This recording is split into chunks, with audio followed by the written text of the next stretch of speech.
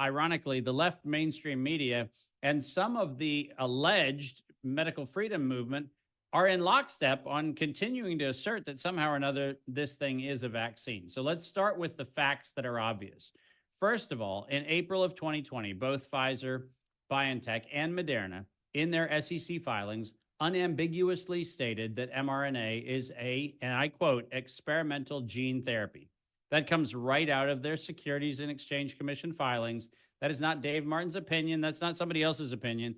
It is unambiguously what they said, which means that at the time that they were promoting what they were calling a vaccination, what in fact was happening was rather than promoting a vaccination, they were in fact promoting an experimental gene therapy. And they mislabeled it intentionally so that the public would be bamboozled into accepting it. So let's be really clear. That's a crime.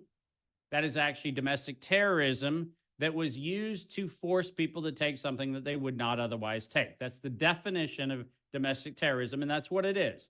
Now, I have said many times, Maria, as you know, that this was a bioweapon because in 2005, at the DARPA MITRE conference, where Ralph Baric made the statement that synthetic coronavirus fragments were, and I'm quoting right off of his CV, biowarfare enabling technology. Maria, I don't know if down under you guys have a problem with the common use of English language, but biowarfare enabling technology sounds to me like it's a bioweapon. Yes.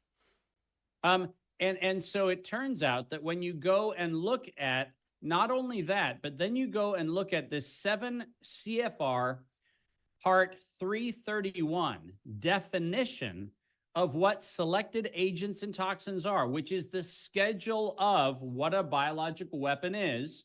It turns out that on that list, the spike protein associated with any modification of coronavirus is in fact a biological weapon. That's the definition of the ruling.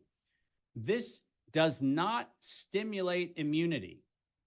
The injection that was put into people's arms around the world, whether it came from Moderna or it came from Pfizer, instructs the human body to manufacture a scheduled toxin. And then the hope is that you have a robust immune system that after having told your body to create a bioweapon, your body then complies with creating an immunity to the thing you told your body to make. And this is where Aaron Siri's interpretation is entirely in error. Because the fact of the matter is, unlike the other things that he talks about in terms of injections, in this particular case, the injection is instructions to make the toxin, not instructions to stimulate an immune response. And this is the subtle difference that I think the Ninth Circuit got very correct in their majority opinion.